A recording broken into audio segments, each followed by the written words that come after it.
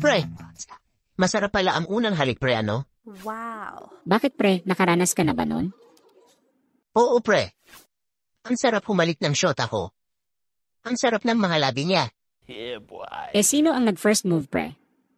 Siya o ikaw? Siyempre ako. Gentleman tayo eh. Sana all. Dapat tayong lalaki ang mag-first move. Hindi ang babae. Eh ikaw pre. Nakaranas ka na ba ng first kiss? Aba syempre. Pero hindi ako ang nag-first move pre. Siya. Hindi totoo yan. Aba? Swerte mo pre ah. Astig mo. Shota mo pa talaga ang nag-first move. Siguro mas masarap yung ganon pre ano? Hindi pre. Umiiwas nga ako eh. O bakit naman pre? Ikaw lang hatong hinahalikan. Ang gaspang kasi ng kanyang bigoti pre. Masakit sa pisngi. Buweset na baklang yon. Ay.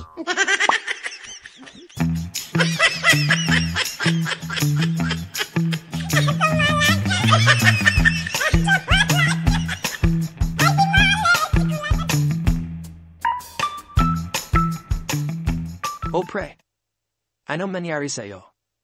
Wala ka bang pasok ngayon? Nawalan na ako ng trabaho pre. Hindi na ako pinabalik ng amo ko. O bakit naman pre? Ano ba ang kasalanan mo? Bakit hindi ka na pinabalik sa trabaho?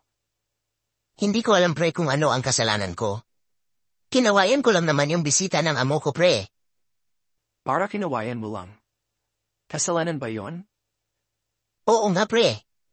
Unang kumaway sa akin yung bisita ng amo ko pre. Kaya kinawayan ko rin. Hanggang sa hindi ko na siya makita pre. Ha? Bakit nawala pre?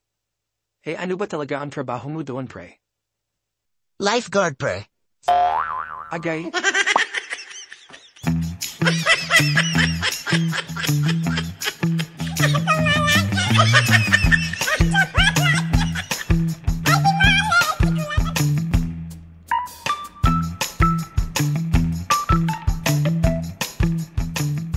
O John.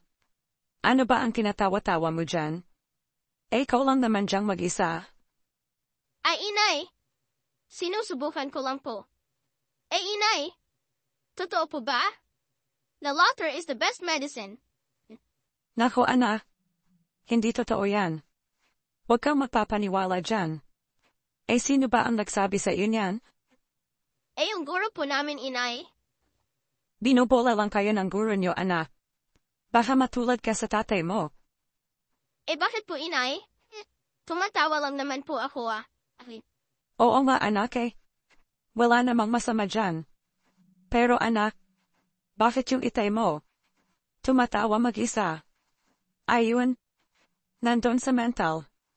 Tuluyan ang nabaliw. Ay.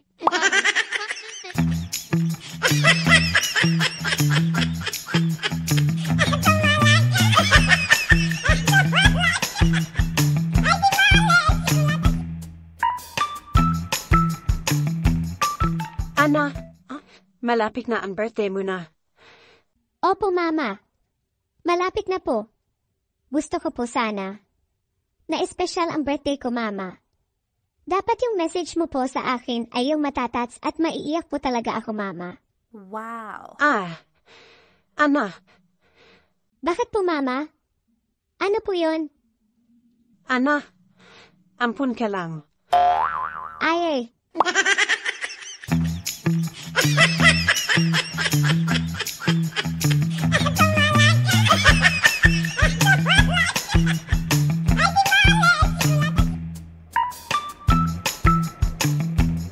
Pre, alam mo ba pre, na may gusto ako sa bagong kapitbahay natin dyan na si Mayang. Pwede mo ba akong matulungan pre? Bakit pre? Ano ba ang gagawin ko? Ito lang ang gagawin mo pre. Pag lumabas na siya sa bahay nila, maghaya po sa kanya.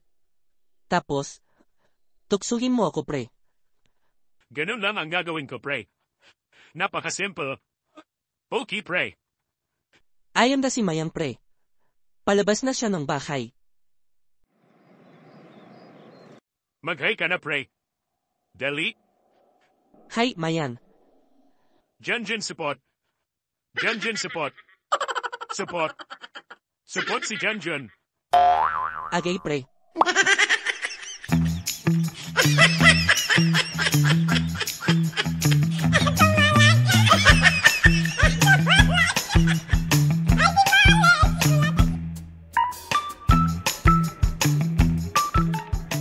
Alam mo ba, pre?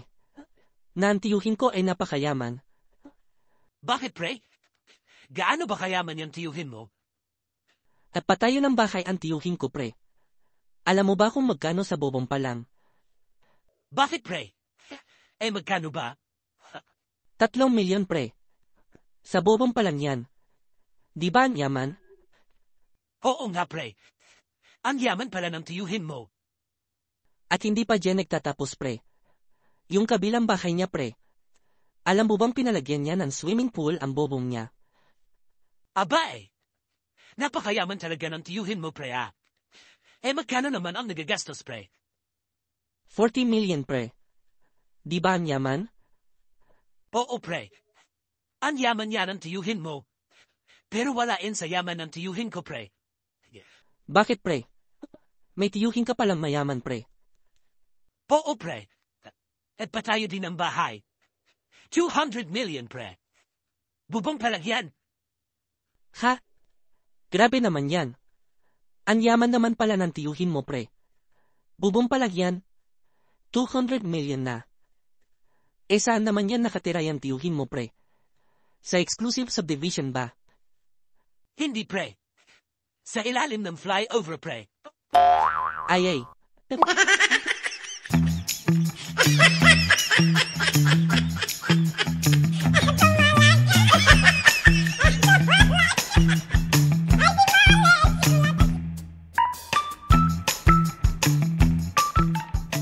Mama, gustong-gusto ko na pong mag-aasawa. Mag-aasawa na po ako.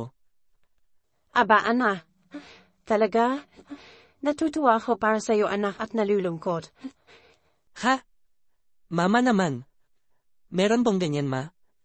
Anong natutuwa at nalulungkot? Oo, anak. Natutuwa ako at masaya para sa'yo. Dahil mag-aasawa ka na. Kasi makakatipid na kami sa pagkain. Wala nang mababawas sa ulam para dalhin sa inuman. Agay, ma. At bakit ka naman malulungkot, ma? Malulungkot naman ako, anak, para sa magiging asawa mo. At bakit naman, ma?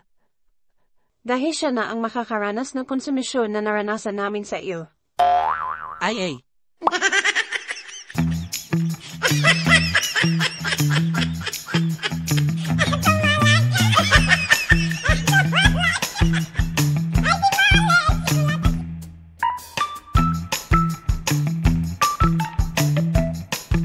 Okay, class.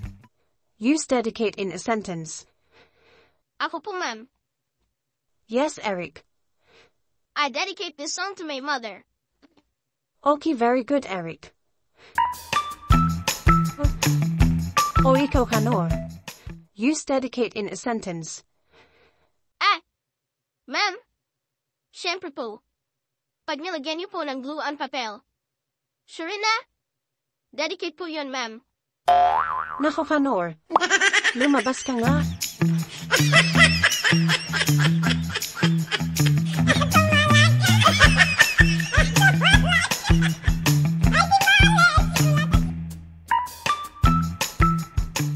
Okay, class.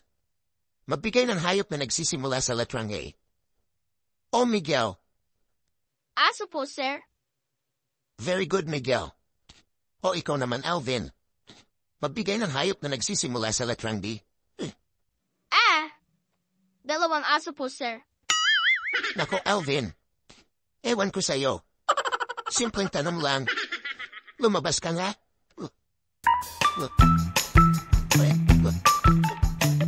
Okay, Junico. Magbigay ng hayop na nagsisimula sa letrang L. Sir. 5 aso po, sir. Ay.